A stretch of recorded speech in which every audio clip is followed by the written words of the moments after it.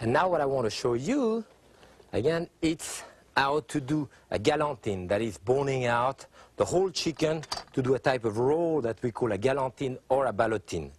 Usually the first thing you do too, you remove the wing like that, and with those wings actually we can do lollipop. That is, you hold it this way, take a towel to hold it this, put your hand like this, and you break it at the joint here. There is the joint here, you want to break it at the joint this way, then put your thumb in the back and pull. You see the two bone comes out. Then you remove that part of the hand like this, which you're going to use for stock, and one of the two bone you can pull out, which I'm doing here. Now you're left with one bone, that piece of thing that you turn inside out to do what we call a little lollipop. That little lollipop, often you roll that in cracker meal, something like that. You can fry it, serve it into a beautiful leaf of cabbage, for example, Savoy cabbage, to use it as a finger food, you know, for a party. If you buy at the market the whole wing, like I have here, I will do a lollipop with that part, and I will do a lollipop with the part that I did here. So you see? But for our chicken here, I do all of this. So again, you break it, you pull it out, separate your bone, pull one of those out, that's it. Now here, I want to bone this out. And first, I want to remove that triangle again, that we call the wishbone. So I put my knife against it and pull it out. Again, as I see here, it is broken. Very often, the wishbone is broken now because they press it on the machine when they pluck it, and that break the wishbone. And again, as I say, be careful because the end is very pointed and you can puncture your finger. But the wishbone is that triangle which actually, even when you roast a chicken, right there is in the way during your carving, so it's good to remove it, even when you do a turkey for that matter. What I have here, then the wishbone removed. Now, the only thing that I want to do is to take the whole carcass out. I don't have to use a knife very much. The biggest mistake is to use a knife very much. All I have to cut is the joint of the shoulder here, and the joint of the hip there. So I cut here, there, on the other side. With the knife, that's about it. Now, since I want to open it completely, I start by cutting the skin of the back. Now I look for the joint of the shoulder. Lift up the skin, put your finger there and move that chicken like that. I know there is an articulation right there, I can feel it. So I put the knife right where the articulation is and I start cutting. I am into it now, but if I were not sure that I am into it, I would wiggle the knife a little bit and I would slide into it. So I do this side. You do the same thing on the other side. It should not take you much more than a minute to bone out a chicken. The thing is done both ways. What do I do now? I grab the whole wing, put my finger through the carcass, and I kind of pry it out this way, you know, until I see the little oyster. So again, here I pull out until I see the oyster. Do the same thing on the other side. Pull out until I see the oyster. Now what do I have? The front of the chicken.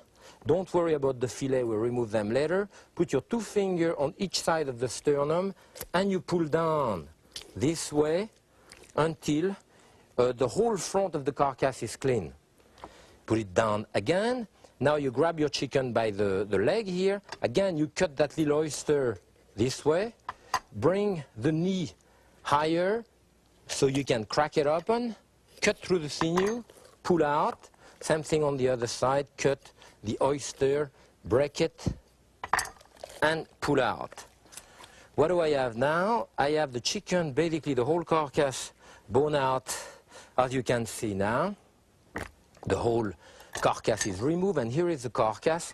And what do I have here? The two fillets. I run my finger along the fillet here. Again, no use of the knife, as you can see.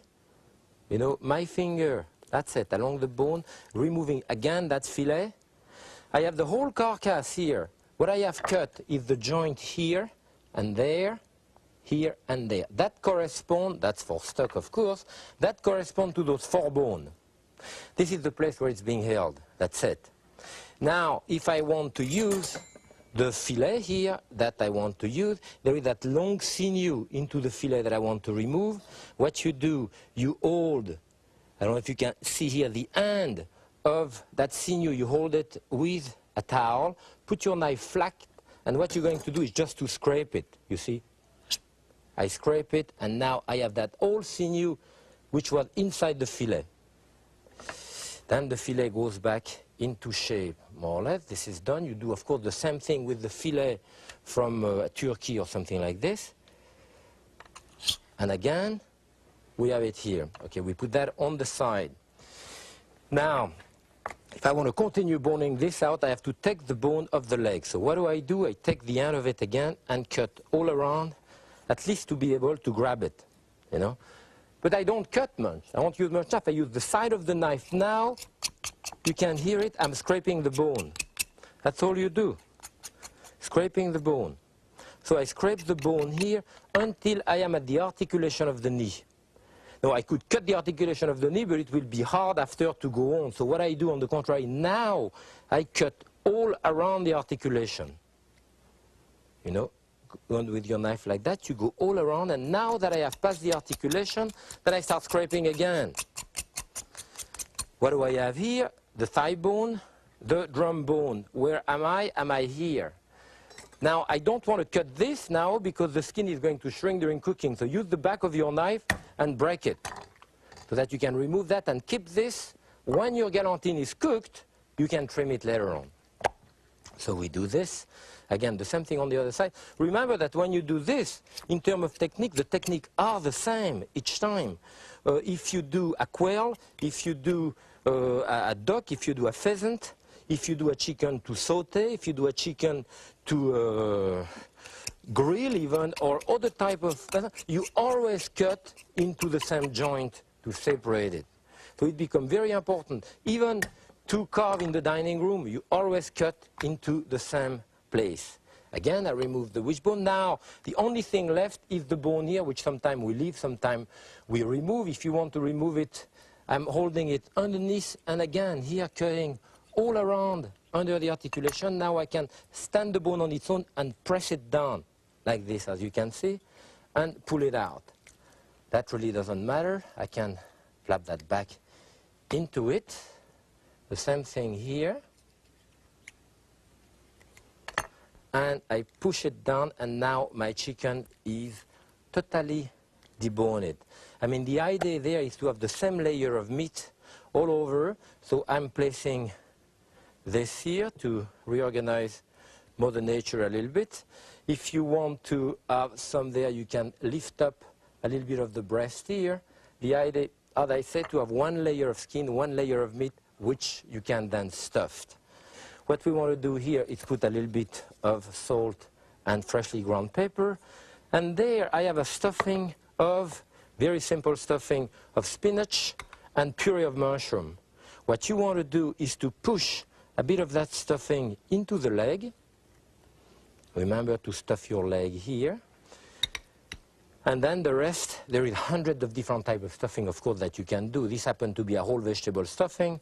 You can do it with meat, you can do it with liver, you can do it with pate, you can do it with all kinds of different vegetables. Now, I have that layer, bring it around. You see, a common way of doing it to that is to sew the back, but I don't think it's necessary, because if you slightly overlap it like this, I have a bit of skin here that I can bring around, and turn your chicken upside down like this. Bring the skin here, cross his leg, and now again, I'm ready to do the galantine or ballotine here. You can do that at the pate, so now we bring that around flat. Make a knot right at the end here, keep a piece right there. And now we do that technique we call the half hitch, which is just this.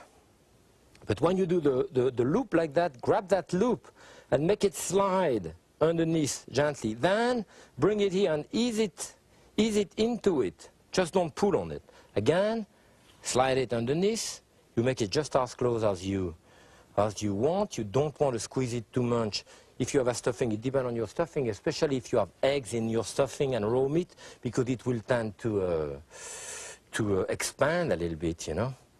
So here is, I have my thing done. So when I get to the end of it, all you do is to cut with your knife, very gently slide it over.